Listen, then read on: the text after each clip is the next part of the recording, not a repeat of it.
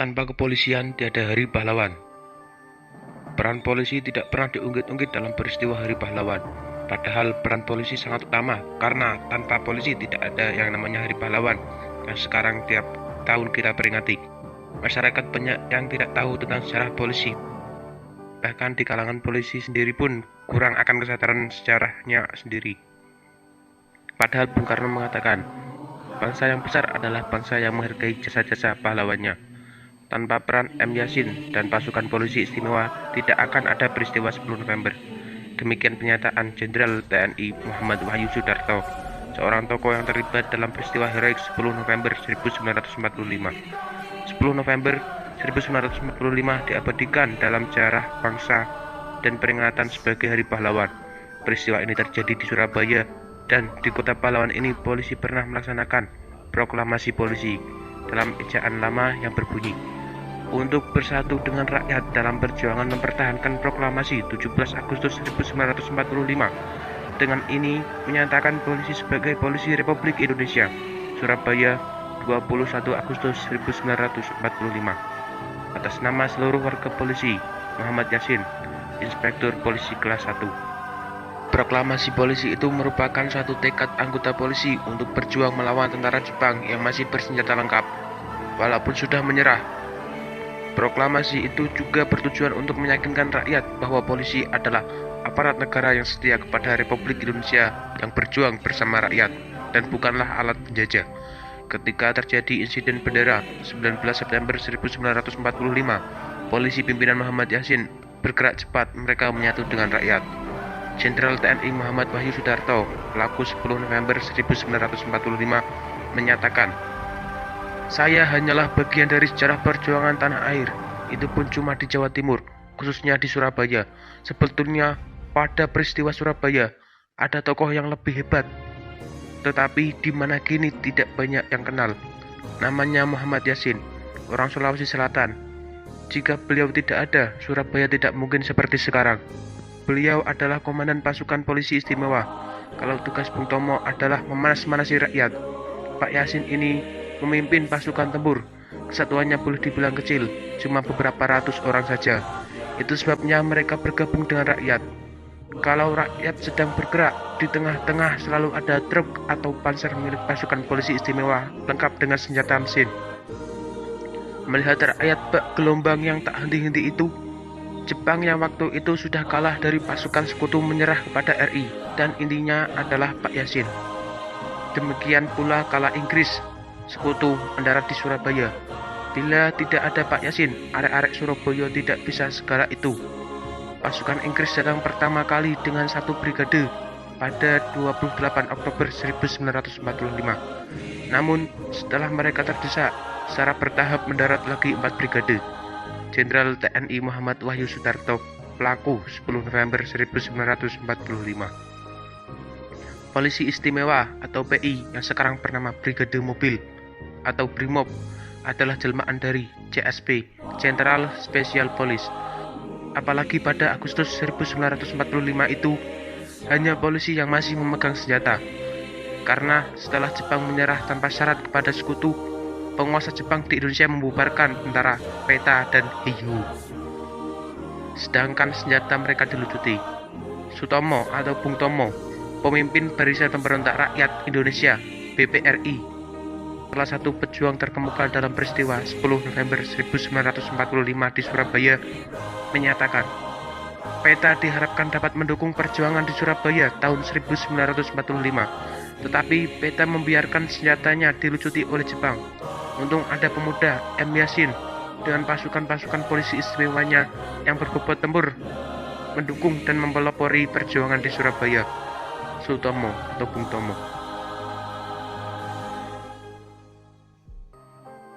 Pasukan polisi istimewa pun pada saat itu diperintahkan oleh Jepang untuk menyerahkan senjatanya, karena Jepang ditugaskan oleh sekutu untuk menjaga dan memelihara keamanan di Indonesia agar sekutu dengan aman dapat menginjakkan kakinya di bumi Indonesia.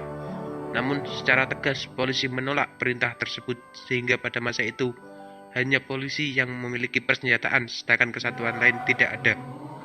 Hal ini juga ditegaskan oleh Jenderal TNI Sudarto, ex TRIP, dan pelaku 10 November 1945 sebagai berikut.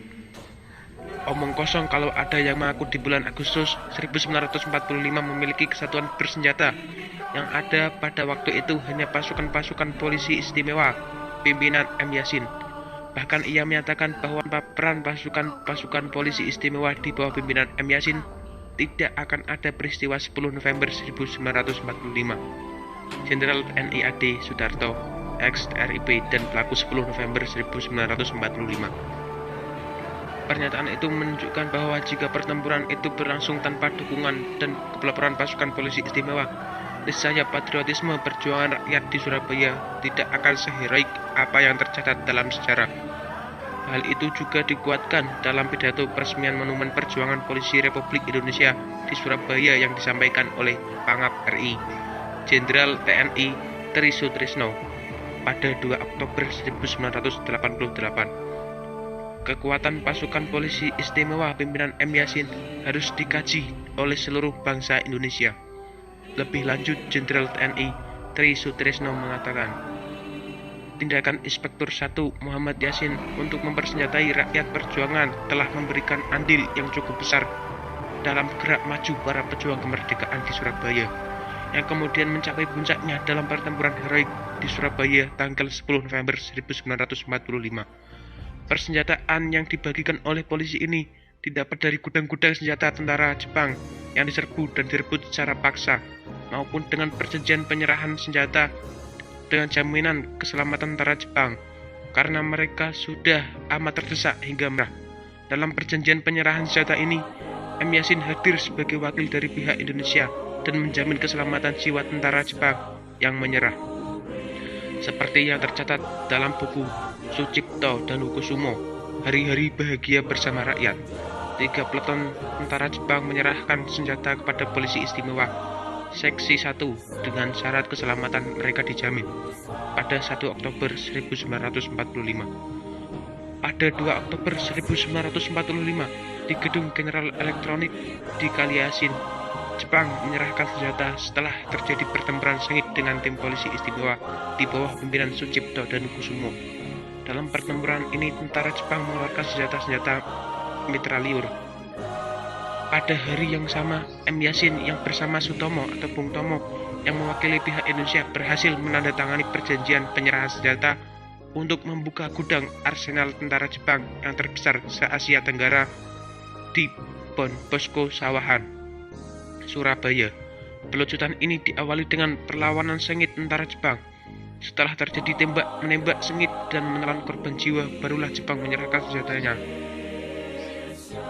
Pada akhirnya, tentara Jepang menyerahkan seluruh persenjataan, termasuk tank dan panser, kepada polisi istimewa. Polisi istimewa kemudian membagi-bagikan senjata tersebut kepada rakyat dan pemuda dalam organisasi perjuangan. Senjata rampasan yang dibagikan tersebut menjadi modal awal terbentuknya Badan Keamanan Rakyat atau BKR, yang kemudian berubah menjadi TKR atau Tentara Keamanan Rakyat. Segera setelah itu, Surabaya dibanjiri senjata api dari berbagai jenis yang digunakan untuk menghadapi pasukan Inggris dan Belanda pada peristiwa Hari Pahlawan. Karena terlalu banyaknya senjata yang beredar di Surabaya, maka berbagai senjata tersebut juga didistribusikan ke seluruh pelosok Pulau Jawa untuk mendukung perjuangan di wilayah masing-masing. Senjata-senjata tersebut bahkan juga sampai ke Bandung, di mana perjuangan di sana dikenal dengan peristiwa Bandung Lautan Api. Dalam pertempuran melawan tentara Jepang, Abdul Rajab, ex-RIP, pelaku 10 November 1945, menyatakan, pasukan-pasukan polisi istimewa bertempur melawan tentara Jepang dengan gagah berani. Abdul Rajab, ex-TRIP, pelaku 10 November 1945. Keterlibatan M. Yasin sebagai pasukan polisi istimewa dalam peristiwa heroik itu jelas tidak diingkari oleh semua tokoh pejuang yang terlibat. Bahkan seorang Jenderal TNI AD, Abdul Qadir Besar, SH, juga menyatakan, saya berani mempertanggungjawabkan pemberian kedudukan bagi Muhammad Yasin sebagai singa pejuang Republik Indonesia berdasarkan jasa-jasanya. Pernyataan senada diberikan juga oleh seorang tokoh penting peristiwa 10 November 1945, Dr. Haji Ruslan Abdul Ghani, yaitu M. Yasin dan polisi istimewa yang dipimpinnya adalah model pertama perjuangan di Surabaya. Kehebatan pasukan polisi istimewa dalam arena perjuangan Surabaya bukan hanya dikagumi kawan, tapi juga disegani oleh lawan.